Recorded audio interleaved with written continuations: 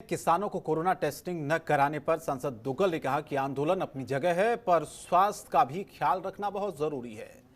दुग्गल ने कहा कि किसानों को काफी देर हो चुकी है, बातचीत के जरिए किसानों की समस्या का समाधान निकल जाना चाहिए था।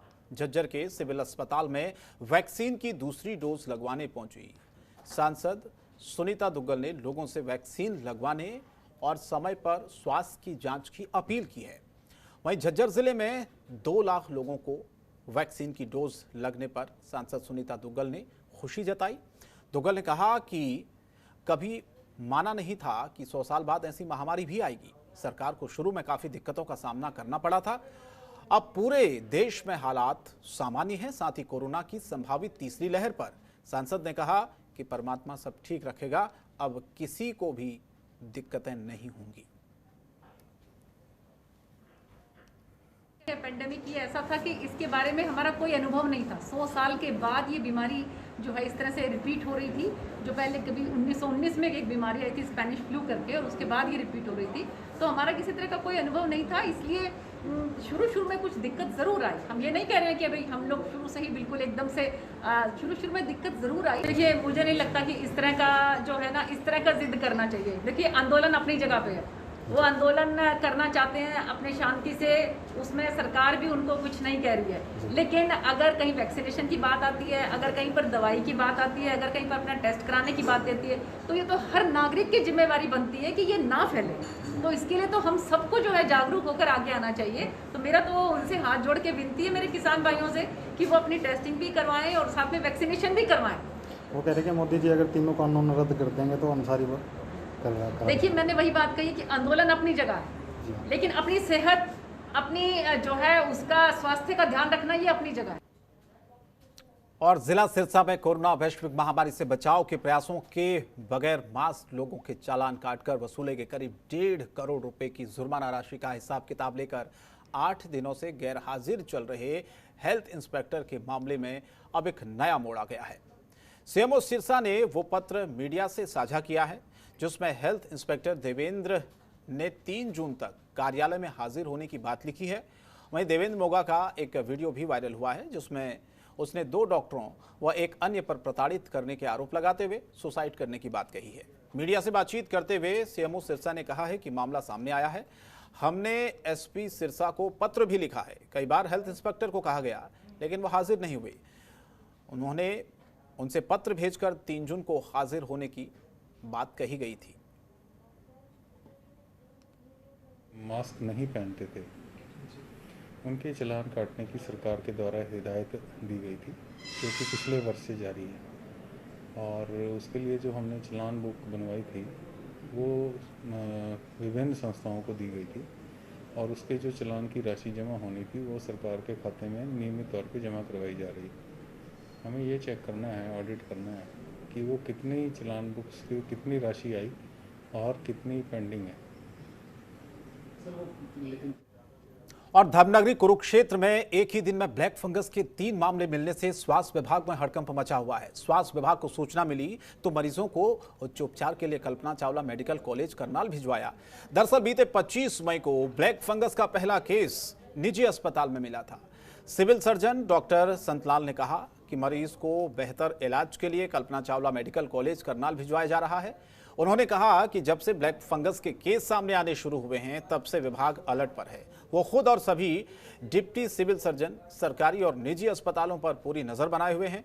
उन्होंने ये भी कहा है कि ब्लैक फंगस के मरीजों को सावधानी बरतने की जरूरत है, और अगर किसी व्यक्ति को लगता है कि उसे ब्लैक फंगस के लक्षण हैं तो तुरंत अस्पताल आए और अपना उपचार कराए, क्योंकि समय रहते इसका इलाज संभव है।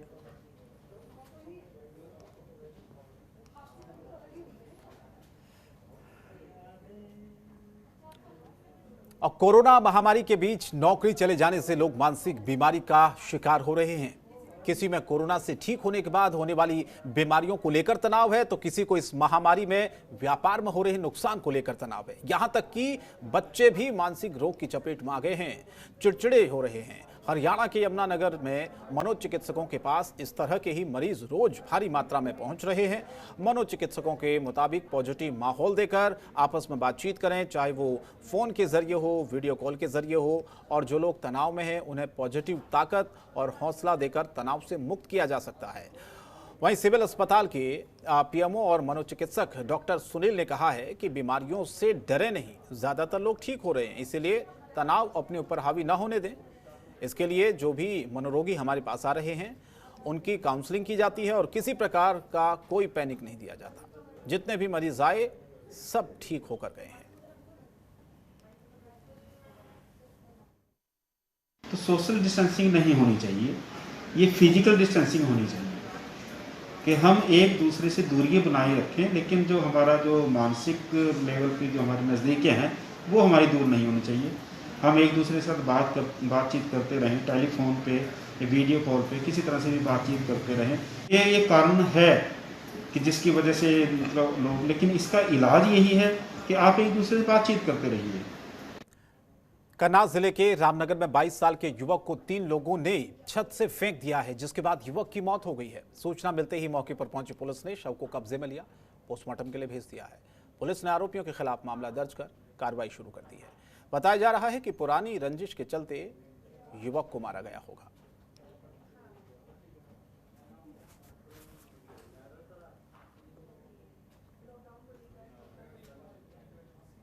और चंडीगढ़ में जनतंत्र टीवी की मुहिम रंग ला रही है, जहां कोविड मरीजों से ओवरचार्ज करने वाली निजी अस्पतालों पर अब गाज गिरेगी। अब से हरियाणा में सभी निजी अस्पतालों में बिलिंग की ऑडिटिंग की जाएगी। सरकार ने सभी डीसी को आदेश जारी किए हैं, जहां सभी जिला स्तरों पर 3 सदस्यीय कमेटी बनाई जाएगी। साथ ही कमेटी में डीसी, सिविल सर्जन और आईएमए के प्रतिनिधियों को शामिल किया जाएगा, जिसके उपरांत अतिरिक्त कमेटी में सीए को भी शामिल किया जाएगा, जिसके चलते अस्पतालों की ओर से जारी किए गए बिल का वेरिफिकेशन होगा और वेरिफिकेशन के बाद ही मरीजों के ओवरचार्ज के पैसे लौटाए जाएंगे।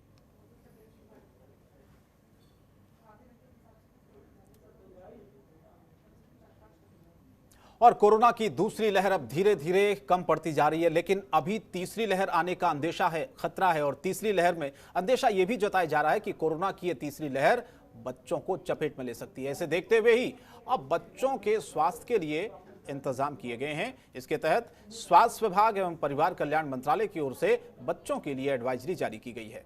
चाइल्डलाइन की ओर से सिविल सर्जन कार्यालय में इस एडवाइजरी का एक पोस्टर जारी किया गया है। 16 पेज की एडवाइजरी को एक पोस्टर पर तैयार किया जा रहा है। इसे सभी अस्पतालों में लगाया जाएगा, विशेषकर उन अस्पतालों में जहां पर बच्चों का इलाज होता है। चाइल्डलाइन की निदेशिका डॉक्टर अंजू वाजपेयी ने कहा है कि अभी बच्चों के लिए कोई वैक्सीन नहीं आई है, बड़ों को वैक्सीन की डोज दी जा रही है, इसीलिए बच्चों पर विशेष तौर पर ध्यान देने की जरूरत है। संक्रमण में बच्चों को भी बहुत ज़्यादा परेशानी हो रही है, तो ये कहा सोचा गया कि बच्चों के पेरेंट्स को या जो आम संस्थाएं बच्चों के साथ जुड़ के काम कर रही हैं वो कैसे अपने आप को अवेयर करें कि बच्चों के लिए क्या लक्षण हो सकते हैं, उनका ट्रीटमेंट क्या हो सकता है या कैसे उनकी देखभाल करनी चाहिए। इसके लिए मिनिस्ट्री ने एक 16 पेज का बुकलेट इशू किया था एंड मिनिस्ट्री ऑफ हेल्थ ने, लेकिन हमें ये लगा कि वो 16 पेज का बुकलेट किसी को देना और पढ़वाना शायद संभव नहीं है। और फिलहाल इस बुलेटिन में इतना ही, लेकिन जनतंत्र टीवी पर खबरें जारी रहेंगी। नमस्कार। खबरों के निष्पक्ष विश्लेषण के लिए सब्सक्राइब करें Jantantra TV and press the bell icon. Never miss any update.